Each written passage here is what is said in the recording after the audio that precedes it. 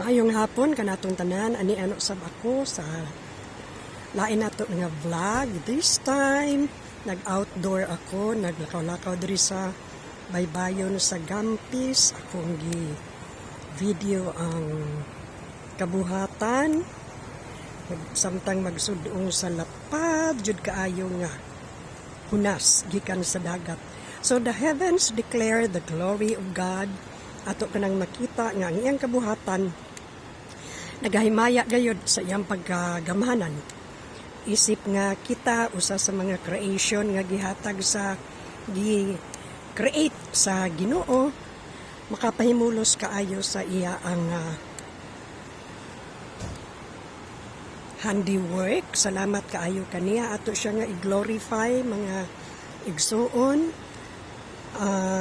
Usa kini kamatahom nga talan-awon nga maka-wonder kita sa iyang pagkagamahanan gayud nga ang adlaw pakita nato nga murag mihalok sa dagat, sa kalapad na kaayo sa hunasan. Makaingon kita kaniya nga how great thou art. Ang kabuhatan sa Ginoo makawala usab sa atong mga problema, makawala sa atong mga stress o bisan pagani sa mga tao nga depressed, makakaton gayud usab sa pag-appreciate sa iyang kabuhatan nga ato karon nga napahimuslan. Magapadayon kita sa pagdayeg sa atong Ginoo, taliwala sa atong mga problema, atong mga kahangawa nga gibati karon labi na niining pandemic, no? Nga kanunay naghadlo kanato apan dili kita malisang ni ana tungod kay ang atong Dios, ang atong manluluwas is more powerful than any contagious diseases. Gani kana nga COVID, ako kanang gigam-an gid og meaning Christ over viruses and other infectious diseases. So dili kita malisang ni ana, ang ato lang nga atong buhaton ng atong responsibilidad nga mutuo lang yun ang protocol nga gihatag sa atong gobyerno tungod kay dili man pud maayo magsupak-supak kita sa gobyerno tungod kay wala pud ta sugua sa atong Ginoo nga supak mo sa gobyerno. Wala lang ang iya alang nga musubmit kita sa authority tungod kay ang authority siya man pud mo nagpahiluna ni ana. So mga igsuon kung kamo mura na bitaw sila pa gidatugan na sa problema sa kalibutan, try to visit beautiful beaches diri sa tuwa sa Dipolog. Patsada kaayo ang sunset gyud no diri sa Gampis ug makadayeg gyud kita sa Ginoo nga ang iyang kabuhatan nagapadayon gayud sa pagdeklarar sa iyang pagkagamahanan, sa iyang pagka-Dios.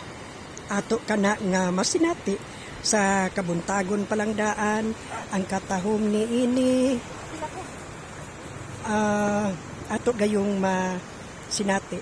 Dako kayong hunas sa baybayon mga igsoon. Ug di ay naligo, maligo dagway ni siya kay murag natintal siya sa dagat. Natintal siya kay linaw gyud kaayo, as in mura kalinaw sa akong kinabuhi. Sa akong kinabuhi. I got peace like a river. So ingon ana no sa muo kini karon ni akita sa manindot nga baybayon. Niingon sila nga maot po diha kay itom og balas. Agoy, miabot na po ning ato ang kanabitang mo discriminate kita og mga color. Kung pamanit gani nga itong dili kay kita mo appreciate. Apan ang Ginoo wala magasapayan ni ana matahom kaniya ang tanan nga color, no? So matud pa sa akong higala kaniadto, kadaot ninyo kay bisan ang dagat inyong i-discriminate. Dili maligo sa itom nga balas kay adto gyud sa white sand. So dili nato kana pagahimuon kay kun ato kana nga muhatag kita og mga discrimination bisan pa sa kabuhatan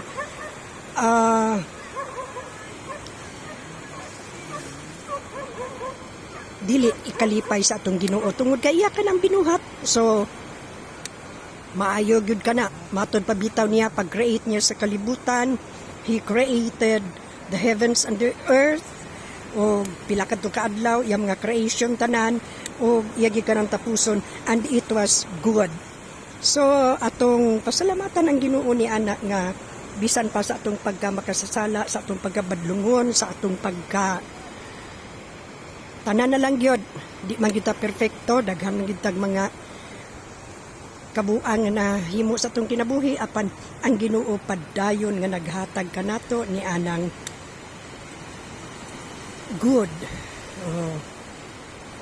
He is a good God. God is good all the time, and all the time God is good. Kita lang ang dili good. Salamat kaayo sa kahaponon nga ato gayon nga nasinati karon, o ako kamong gi-invite nga bisitaan pod ang baybayon nato. Patsada gayud kaayo ang sunset. Akong atangan ang kana yung Stardust by ngalan ni ana, o kana yung muhalok na gid ang adlaw sa dagat.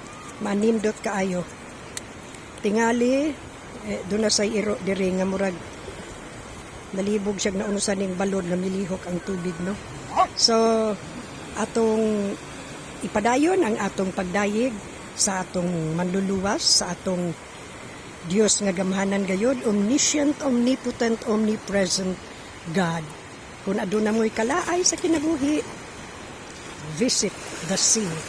Ang sea breeze makahatag ka na og maayo sa atong panglawas. Ang hangin usab o ang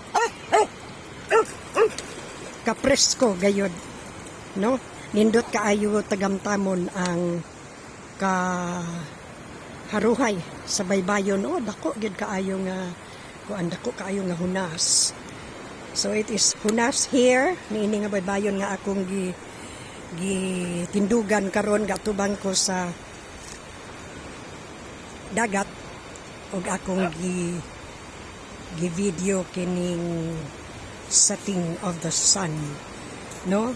Beyond the sunset, a blissful morning, matod pa sa awit. So as of now, maulang usa kini ang ato ang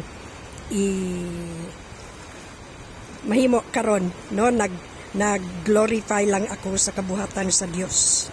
Aron ano bang to while away an idle hour, kana bang makadayeg pud kita sa iyang kabuhatan, which is siya ra gyud pud ang makahatag ni ana, ug wala nay lain.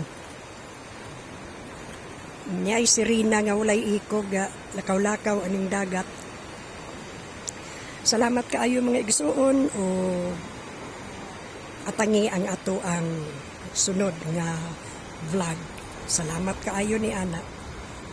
Thank you and bye-bye.